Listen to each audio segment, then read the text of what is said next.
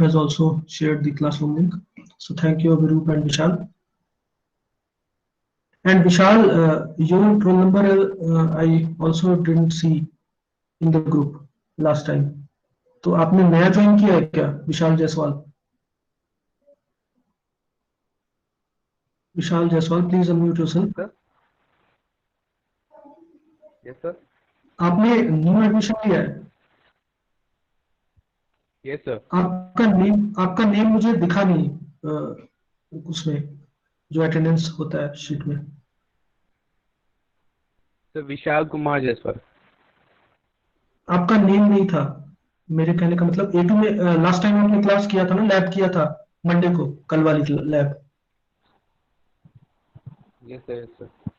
हाँ, तो आपका नाम मुझे नहीं दिखा था, या तो आपको रोल नंबर अलॉट नहीं हुआ है या आप ग्रुप A1 में हो। ठीक है, कोई भी जो भी हो आप देखते हैं, सर हम मेरा बाद में डिस्कस करेंगे ये। ठीक है, हम क्लास स्टार्ट करते हैं सर आज का।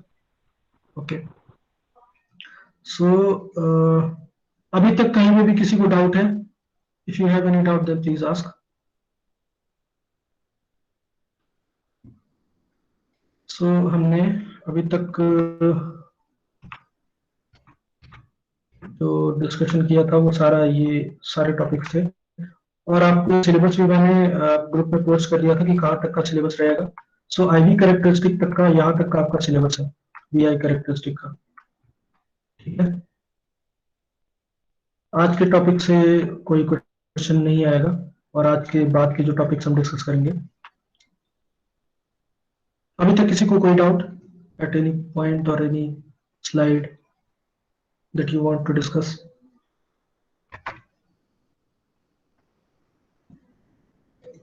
No, sir. Okay, thank you. So today we will discuss about, let me, okay, now IV characteristic हमने डिस्कस किया था, dynamic resistance and static resistance discuss किया था। So today I'm going to discuss this cutting voltage difference between silicon and germanium. Now practical class में आपने देखा था कि कटिंग वोल्टेज का डिफरेंस क्या था।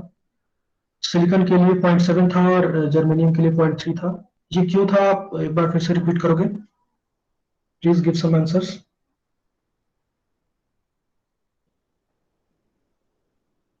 कल मैंने एक्सप्लेन किया था कि why the cutting voltage for germanium is around 0.3 and for silicon it is around 0.7। और इतना वोल्टेज हम नहीं देंगे डायोड को तो क्या होगा? इससे कम पे क्या स्टेटस रहेगा डायोड का, इससे ज्यादा रहेगा तो क्या होगा स्टेटस, कैसे वर्क करेगा, क्या फंक्शनिंग होगा? Anyone from the audience? Chat box में मत लिखिएगा, जो भी एक्सप्लेन करना है प्लीज अनम्यूट योरसेल्फ। एक बार अनम्यूट करके एक्सप्लेन कर दीजिए। सर सिलिकॉन का जो है वैलेंस शेल का जो इलेक्ट्रॉन वो न्यूक्लियस के बहुत पास रहता है, तो इसलिए जब भी हम मतलब बहुत लो अमाउंट ऑफ एनर्जी भी दे तो वो इजीली वहां से मूव आउट कर सकता है और करंट फ्लो हो सकता है, जबकि जर्मनियम में है वो बैलेंस शेल। फिर से सोचो क्या बोला तुमने, एक बार फिर से सोचो क्या बोला तुमने, फिर से बोलो क्या बोल रहे हो, फिर से बोलो। सर वो सिलिकॉन का बैलेंस शेल वो न्यूक्लियस के बहुत पास रहता है, तो ठीक है, उसके बाद अगर उससे क्या होगा? मतलब तो और जर्मनियम का वो थोड़ा दूर रहता है, तो अगर दोनों को ही सेम अमाउंट ऑफ एनर्जी दे तो सिलिकॉन मतलब इजीली मूव आउट हो सकता है एज कम्पेयर टू जर्मनियम से। सिलिकॉन इजीली मूव आउट होता है? सिलिकॉन नहीं, सिलिकॉन का वैलेंस शेल का इलेक्ट्रॉन। सिलिकॉन का वैलेंस शेल का इलेक्ट्रॉन इजीली मूव करेगा? हाँ सर। उल्टा नहीं बोल रहे हो? ये क्यों क्यों मूव करता है, किस वजह से मूव करता है? क्यों? ओके, कोई और एक्सप्लेन करना चाहता है? Sorry sir, sorry I am sorry sir. Sir क्योंकि वो न्यूक्लियस के पास रहता है तो मतलब न्यूक्लियस अट्रैक्ट करके रखता है, जो दूर रहेगा वो इजीली मूव कर लेगा। हाँ, मतलब जर्मनियम इजीली मूव ऑफ कर जाएगा और सिलिकॉन का मतलब इजीली मूव ऑफ नहीं करेक्ट करेगा वो। Correct sorry correct. सर, सो क्यों क्यों क्यों मूव आउट करता है और क्यों नहीं करता है? क्योंकि वो न्यूक्लियस क्योंकि से मतलब दूर रहता है वो, तो उसका तो इतना न्यूक्लियस से न्यूक्लियस दूर पे रहेगा तो अट्रैक्शन ज्यादा नहीं क्या रहता है। दिक्कत है? हाँ, अट्रैक्शन नहीं रहेगा, ठीक है। अगर न्यूक्लियस से ज्यादा दूरी पर रहेगा वैलेंस शेल का इलेक्ट्रॉन, दैट मीन्स कि उस पे जो फोर्स लग रहा है ड्यू टू न्यूक्लियस, वो क्या है? अट्रैक्शन फोर्स है। न्यूक्लियस आपका पॉजिटिव चार्ज की तरफ बिहेव करता है, तो न्यूक्लियस की तरफ अट्रैक्शन उस पे कम रहेगा आउटर शेल के इलेक्ट्रॉन पे। और in case of silicon, outer shell के इलेक्ट्रॉन्स पे जो फोर्स रहेगा ड्यू टू न्यूक्लियस वो बहुत ही ज्यादा होगा। तो अगर आप सेम अमाउंट ऑफ एनर्जी दे रहे हो दोनों को, सिलिकॉन और जर्मेनियम को, तो जर्मेनियम के केस में कम एनर्जी, मतलब उस एनर्जी की वैल्यू अगर कम है तो ही आउटर शेल के इलेक्ट्रॉन मूव आउट कर जाएंगे, लेकिन सिलिकॉन के वो नहीं करेंगे। इसीलिए एट हाई टेम्परेचर हम सिलिकॉन मटेरियल को यूज करते हैं एज अ डायोड, और किसी भी सेमीकंडक्टर एप्लीकेशन में हम सिलिकॉन को यूज करते हैं where the requirement of high temperature is required. अब उसी की वजह से जब हाई एनर्जी की बात करते हो तो हाई एनर्जी और वोल्टेज में डायरेक्ट रिलेशन होता है, E equals to q V, अगर आपको याद हो तो अगर एनर्जी ज्यादा होगा तो ऑब्वियसली क्या होगा? वोल्टेज जो चाहिए होगा रिक्वायर्ड वो भी ज्यादा होगा। तो उससे कंपेयर करके आप कह सकते हो कि सिलिकॉन का जो कटिंग वोल्टेज है that must be greater than the germanium cutting voltage. तो इसका कटिंग वोल्टेज 0.7 है और इसका जर्मेनियम का कटिंग वोल्टेज 0.3 है। क्यों है? क्योंकि इसको जो आउटर शेल के इलेक्ट्रॉन्स हैं उनको निकालने के लिए आउटर शेल से हमें ज्यादा एनर्जी की रिक्वायरमेंट है एज कंपेयर टू जर्मेनियम। तो यहाँ पे 0.7 वोल्ट से हम कहते हैं कि 0.7 वोल्ट के बाद आपका इजिली इलेक्ट्रॉन मूव आउट कर जाएगा और प्रॉपर फ्लो ऑफ करंट होगा। But in case of germanium आपका 0.3 वोल्ट होता है जिसके बाद करंट कैन इजिली फ्लो, ठीक है। तो करंट जब फॉरवर्ड बायस में फ्लो होता है तो फंक्शन क्या होता है डायोड का, कैसे फंक्शन करता है? As a short circuit, as a open circuit, और समथिंग एल्स? कैसे फंक्शन करेगा अगर हम 0.7 के बाद सिलिकॉन डायोड को वोल्टेज देते हैं तो 0.7 से ज्यादा? बताइए।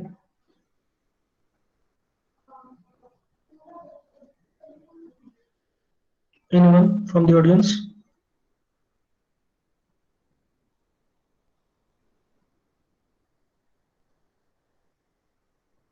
0.7 से ज्यादा देंगे सिलिकॉन के केस में वोल्टेज, और जर्मेनियम के केस में 0.3 से ज्यादा देंगे वोल्टेज, तो क्या होगा? कैसे बिहेव करेगा diode? As a short circuit, as a open circuit, और समथिंग एल्स, कुछ और बिहेवियर होगा? फंक्शन क्या होगा?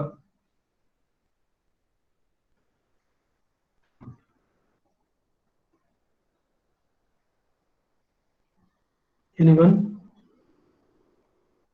शुभ्रो, सोनक, अभिषेक, आदित्य, कोई भी? सायंतिना, दीपा, ये सारे लोग कल प्रेजेंट थे आई थिंक।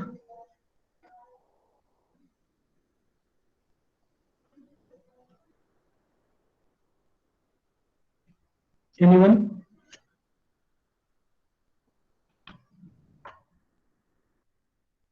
है ना, कुछ तो बोलो। Rajdeep has written open circuit. Rajdeep देखो, एक चीज मैं आपको फिर से बता दूं कि जब भी आप कुछ भी एक्सप्लेन करना चाहते हो तो प्लीज अनम्यूट योरसेल्फ। आप एक बार अनम्यूट करो अपने आप को और फिर स्पीक, ठीक है?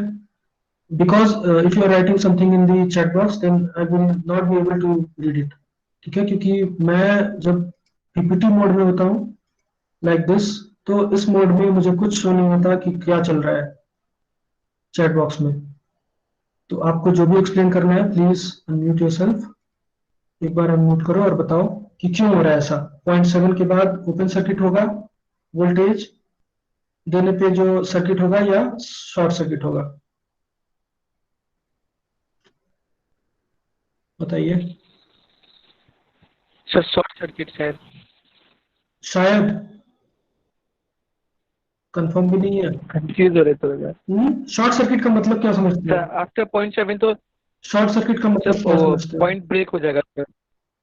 पॉइंट? सर नी पॉइंट आ जाएगा सर वहाँ पर, उसके बाद फिर वो नहीं, शॉर्ट ब्रेक डाउन हो सर्किट जाएगा sir. In general electrical case में शॉर्ट सर्किट का मतलब क्या समझते हो?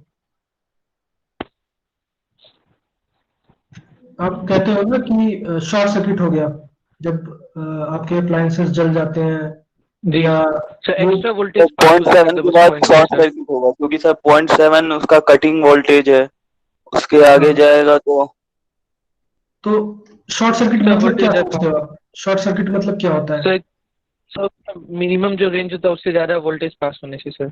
हाँ, तो होता यस क्या है सर। कि जैसे किसी भी अप्लायंस में एक वोल्टेज होता है, ठीक है, और एक करंट कैरिंग कैपेबिलिटी होती है सबका, जो मैंने लास्ट टू लास्ट टाइम में एक बार बताया था, डायोड रेटिंग्स, कि कितना maximum value of particular parameter वो सस्टेन कर सकता है, like power rating, like maximum current, maximum voltage, ठीक है। तो वो कितना उसकी कैपेबिलिटी है, अगर उस कैपेबिलिटी से ज्यादा अगर आप फ्लो कराते हो तो वो डिवाइस बर्न आउट कर जाएगा, ठीक है।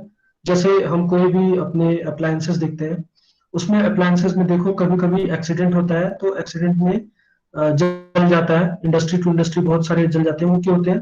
कभी हमेशा जो न्यूज आता है वो ये होता है कि शॉर्ट सर्किटिंग हो गई। शॉर्ट सर्किटिंग हो गई मीन्स क्या हुआ कि कहीं से एक वायर दूसरे वायर को टच कर गया एक्सीडेंटली, जिसके थ्रू जो करंट उसमें पहले से फ्लो कर रहा था उससे ज्यादा अमाउंट का करंट उस के थ्रू पास करने लगा।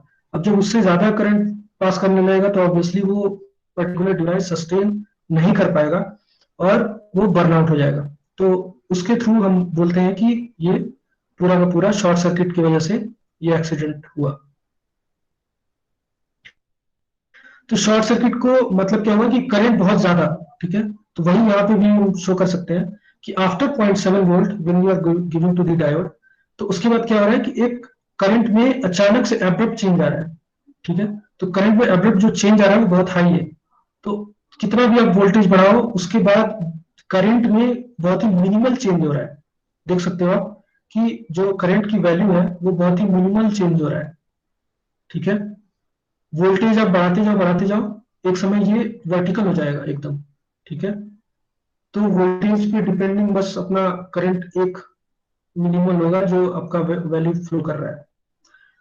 बट जो चेंज है वो बहुत ही ड्रास्टिक चेंज है। अभी यहाँ पे जीरो था, जीरो से अप्रोक्सीमेटली बहुत ही मिनिमम था, अचानक से जैसे ही 0.7 वोल्ट दिया आपने उसके बाद से एब्रप्ट चेंज आया, बहुत ही high amount of current flow किया। तो इस रीजन को हम बोलते हैं शॉर्ट सर्किटेड रीजन। और इस वाले पर्टिकुलर रीजन को बोलते हैं जहां पे करंट अगर फ्लो भी कर रहा है और आप फिजिकल डिवाइस से मेजर नहीं कर पा रहे हो, उस केस में हम कहते हैं कि ओपन सर्किट है, ठीक है।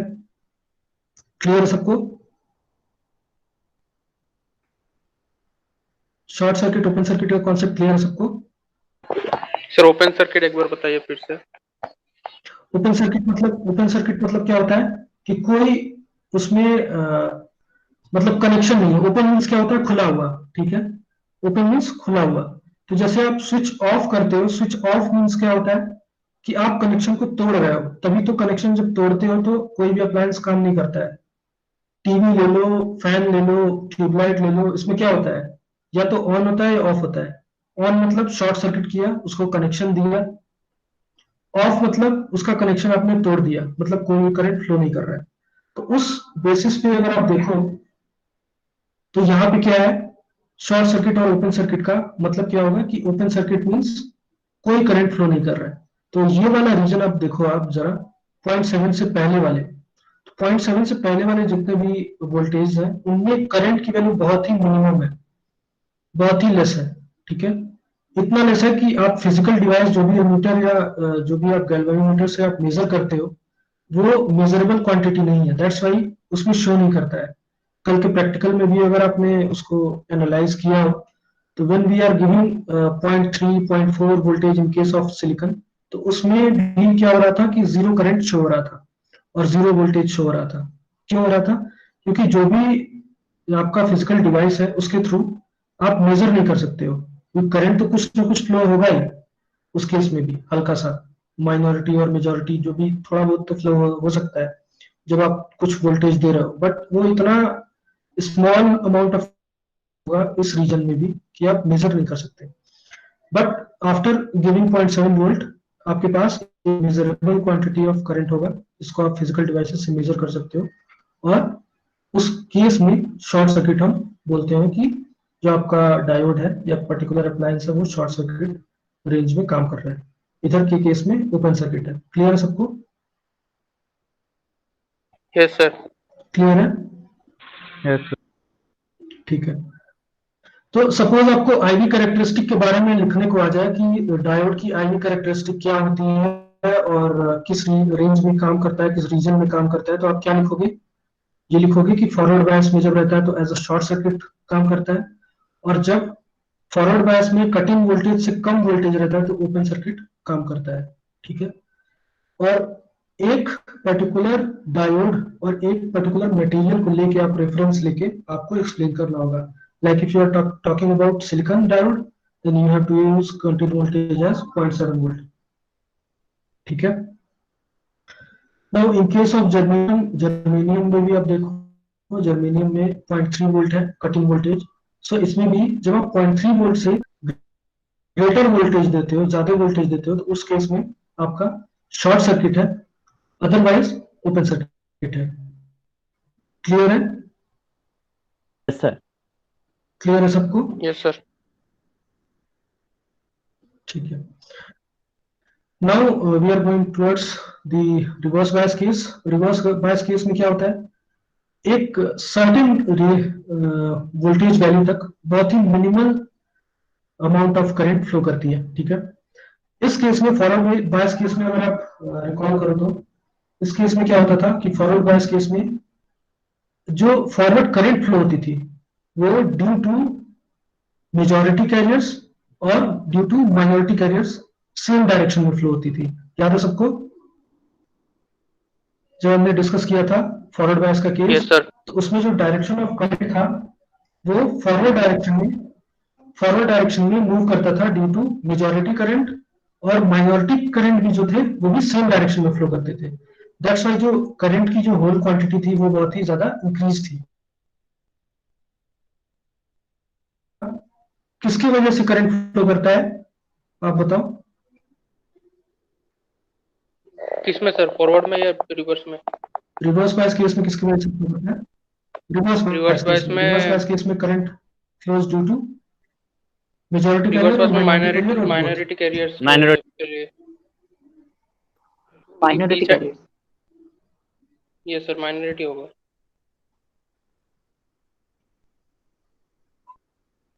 बताइए। सर रिवर्स बायस में माइनॉरिटी है, फॉरवर्ड So, में मेजॉरिटी। minority, एकदम करेक्ट, एकदम करेक्ट, एब्सोल्युटली करेक्ट। सो इसमें रिवर्स बायस केस में क्या होता है, फॉरवर्ड वाले जो जो आपके मेजॉरिटी कैरियर्स है रिवर्स बायस केस में, तो रिवर्स बायस केस में आपका क्या होता है कि जो मेजॉरिटी कैरियर्स हैं वो तो बैटरी टर्मिनल की तरफ मूव करते हैं, जैसे आपको याद हो इस पर्टिकुलर फिगर में, इसमें मेजॉरिटी कैरियर्स क्या होंगे, इस बैटरी की तरफ मूव करेंगे और यहाँ पे इमोबाइल चार्ज कैरियर्स लीव करते जाएंगे। ठीक है।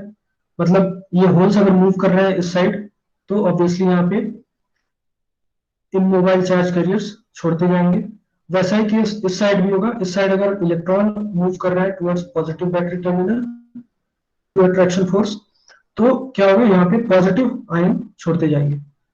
तो इनकी वजह से करंट तो फ्लो होगा नहीं। करंट फ्लो करने का मतलब क्या होता है, पूरे सर्किट में करंट फ्लो करना। करंट फ्लो होगा किसकी वजह से, जो इस साइड आपके माइनॉरिटी कैरियर्स हैं। ठीक है। सो माइनॉरिटी कैरियर्स जो है उसकी वजह से जो आपके करंट फ्लो हो रहा है वो उसको हम बोलते हैं कि इन रिवर्स बायस माइनॉरिटी कैरियर्स की वजह से आपके करंट फ्लो हो रहा है। तो माइनॉरिटी कैरियर इधर क्या होंगे एन टाइप में, बताइए क्या होते हैं माइनॉरिटी कैरियर? सर जैसे कि पी एन साइड में टाइप के होल्स होता है माइनॉरिटी कैरियर्स मेजॉरिटी क्या होते कैरियर्स, हैं? और तो पी साइड में हो गया इलेक्ट्रॉन्स माइनॉरिटी कैरियर, और एन साइड में होल्स। हाँ, और एन साइड में? सर तो अगर पी साइड नेगेटिव से एन कनेक्ट साइड में करेंगे क्या तो होंगे, होल्स। तो होल्स पे हाँ सर। ऑब्वियसली, हाँ ठीक है, ठीक है, बताइए सर। सही है आपका।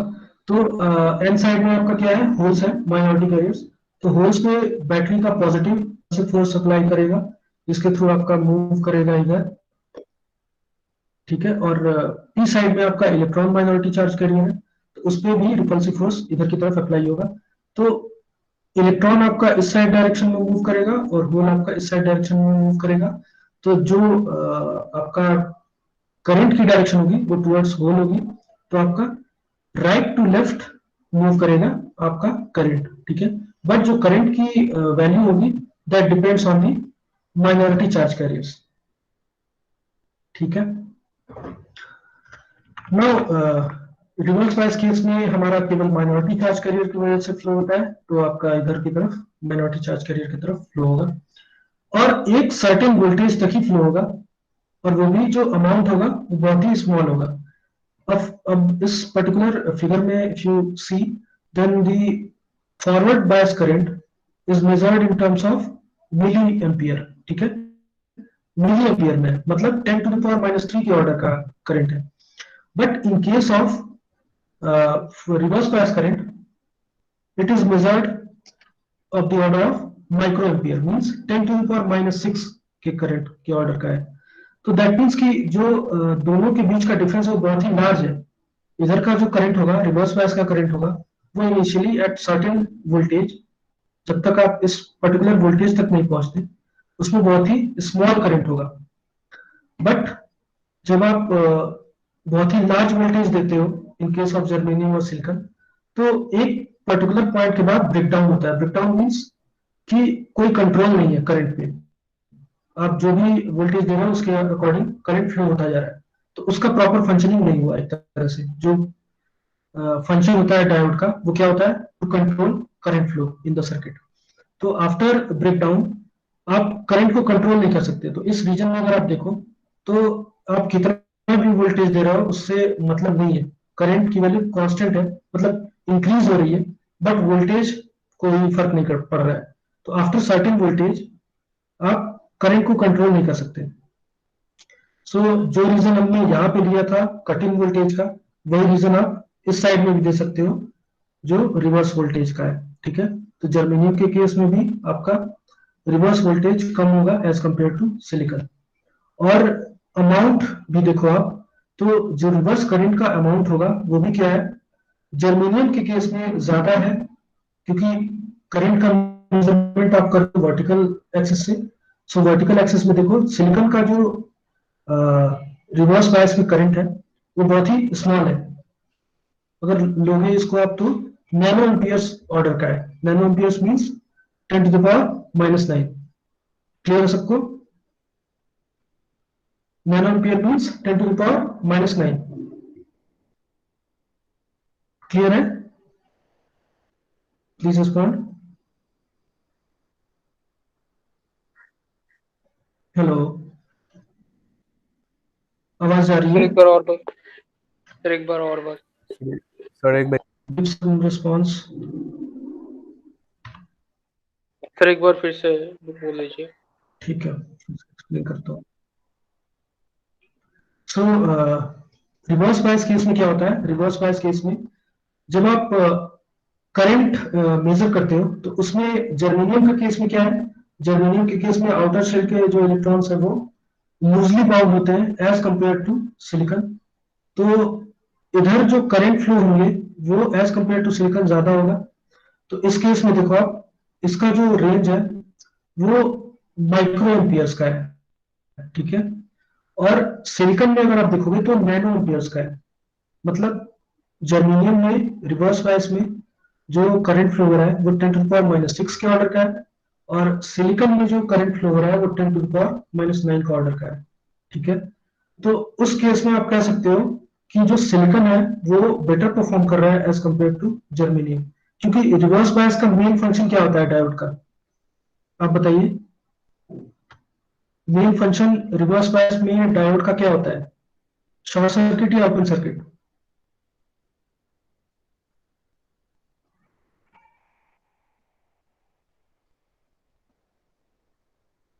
डायोड का रिवर्स बायस में क्या होता है केस फंक्शन का, शॉर्ट सर्किट या open circuit sir, open circuit? Open circuit sir. Open open sir. Circuit, ठीक है। Open circuit, open circuit means कि कोई करंट फ्लो नहीं करना चाहिए। तो अगर ये प्रैक्टिकल डायोड होता, अरे सॉरी, आइडियल डायोड होता, तो आइडियल डायोड के केस में क्या होता, ये जीरो होता पूरा वैल्यू, जैसे आप सिलिकॉन को शो कर रहे हो फिगर में। बट हमारा प्रैक्टिकल है, तो practical means obviously there will be some minority carriers present in the diode, और जो आपके असिस्ट करेंगे करंट फ्लो में। तो जो नेचर है वो रिवर्स बायस केस का क्या है कि कोई भी करंट फ्लो नहीं होना चाहिए। तो उस पर्सपेक्टिव से अगर देखा जाए तो जर्मेनियम डायोड बेटर होगा या सिलिकॉन डायोड बेटर होगा, आप बताओ।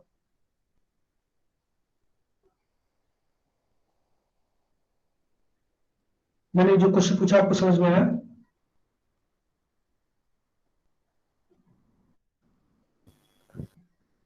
सर क्या क्वेश्चन था? शुभ्रो, आर यू देयर? सपोज मैंने रिवर्स बायस में अप्लाई किया, ठीक है, रिवर्स बायस हमने जर्मेनियम डायोड को भी दिया और सिलिकॉन डायोड को भी दिया। तो जो रिवर्स बायस का फंक्शन है, फंक्शन क्या है रिवर्स बायस का? रिवर्स बायस का फंक्शन क्या है? सर्किट, ठीक है। तो ओपन सर्किट के केस में सिलिकॉन डायोड को हमें लेना चाहिए या जर्मेनियम डायोड को लेना चाहिए? सर सिलिकॉन डायोड को, क्योंकि वो आइडियल डायोड जैसा बिहेव कर रहा है ऑलमोस्ट। करेक्ट करेक्ट, ठीक है। सो सिलिकॉन डायोड को लेंगे, क्यों लेंगे? क्योंकि इसमें करंट का जो अमाउंट है बहुत ही स्मॉल है, 10⁻⁻9 ऑर्डर का, और जर्मेनियम में क्या है आपका 10⁻⁻6 के ऑर्डर का। तो बोथ केस आप ले सकते हो। देखो, एक क्या है सिलिकॉन को चूज करने का, एक है आपका कि इसका टेम्परेचर सस्टेनेबिलिटी बहुत ही हाई है, हाई टेम्परेचर पे भी सस्टेन करता है। और दूसरा इसका रीजन क्या है? दूसरा रीजन ये है कि जो रिवर्स सैचुरेशन करंट है, इसको हम क्या बोलते हैं? रिवर्स सैचुरेशन करंट, जिसको रिप्रेजेंट करते हैं आईएस से। यहाँ देखो आप आईएस लिखा हुआ है, यहाँ पे भी आईएस लिखा है। IS means reverse saturation current. तो रिवर्स सैचुरेशन करंट क्या है इसका? बहुत ही लो है as compared to germanium. So these are the two advantages of silicon over germanium. Germanium में क्या है कि आपको स्मॉल वोल्टेज देते हो तभी करंट फ्लो करने लगता है, प्लस स्मॉल ब्रेकडाउन वोल्टेज होता है, प्लस आपका जो करंट है वो हाई फ्लो करता है रिवर्स बायस में। सो ये सारे डिसएडवांटेजेस आप कह सकते हो जर्मेनियम के केस में, लेकिन that depends on the particular application. किस एप्लीकेशन में आप यूज करना है और क्या आपका एप्लीकेशन है। अगर ऑब्वियसली लो टेम्परेचर एप्लीकेशन होगा तो वहां पे आपको जर्मेनियम यूज करना है, जहाँ पे कम वोल्टेज देने पे ही करंट फ्लो करना पड़ रहा है, ठीक है, करंट की जरूरत पड़ रही है। और हाई टेम्परेचर के केस में आपको सिलिकॉन यूज करना है। तो these are the advantages of silicon over germanium. और सिलिकॉन का भी एक पर्टिकुलर थ्रेशोल्ड वोल्टेज होता है, ब्रेकडाउन वोल्टेज VZ, जहां पे आप का कोई कंट्रोल नहीं होता करंट पे रिवर्स बायस केस में, ठीक है। यहां तक किसी को डाउट है कहीं पे भी? कहीं पे भी किसी को डाउट है? No sir. No sir. No, sir. तो आपको मैंने टेस्ट जनरेट किया हुआ है आपका IMCRP पे, एक बार आप टेस्ट दे दो। एंड जो आपका क्विज लिंक है वो मैं शेयर कर रहा हूँ in the group, so that those who don't have the IMCRP ID can give the test. अब नेक्स्ट क्लास ब्रेकडाउन पढ़ेंगे कि कितने टाइप्स के ब्रेकडाउन होते हैं और कौन कौन से ब्रेकडाउन होते हैं। सर इलेक्ट्रॉनिक्स में जो क्वेश्चन आएगा वो भी 25 मार्क्स का आने वाला है टोटल? हाँ हाँ, टोटल 25 मार्क्स का ही है, और 25 मार्क्स का ही रहेगा। उसमें 5 क्वेश्चन आपको गिवन रहेंगे, 5 क्वेश्चन में पांचों आपको परफॉर्म करने रहेंगे। आई थिंक पांचों के पांचों कंपलसरी है आपके लिए। तो कोई ऑप्शन? ज्यादा लॉन्ग क्वेश्चन नहीं रहेगा, इजी क्वेश्चन रहेंगे। ऑप्शन वाइज नहीं रहेगा, ऑप्शन आपको एंड सेम में मिलेगा। एंड सेम में आपके पास सफिशिएंट ऑप्शन रहेगा चूज करने के लिए, तो एंड सेम की आपको टेंशन नहीं है। Sir MCQ sir.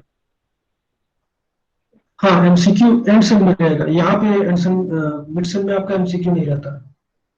और if the pattern is same then you will get MCQ questions, otherwise अगर एमसीक्यू पैटर्न नहीं रहा जैसे लास्ट टाइम पे क्या हुआ था कि जब ये लॉकडाउन शुरू हुआ था उस समय पे जो एग्जाम्स हुए थे उसमें एमसीक्यू नहीं थे।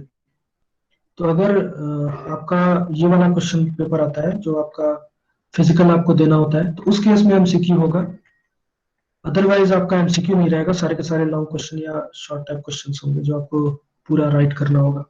सर हम क्लियर एग्जाम है सबको? देंगे कैसे, मतलब आप एग्जाम लिंक भेज देंगे, उसके बाद हम टाइम पे सबमिट कर देंगे?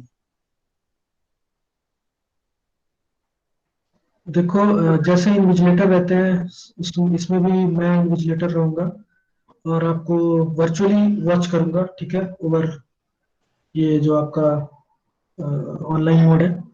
और हाँ। दूसरा चीज ये रहेगा कि आपके पास क्वेश्चंस, सेट ऑफ क्वेश्चंस आपके आईएमसीआरपी आईडी पे रहेंगे, तो आपको आईएमसीआरपी आईडी तब तक मिल जाएगा जिनका जिनका भी नहीं है।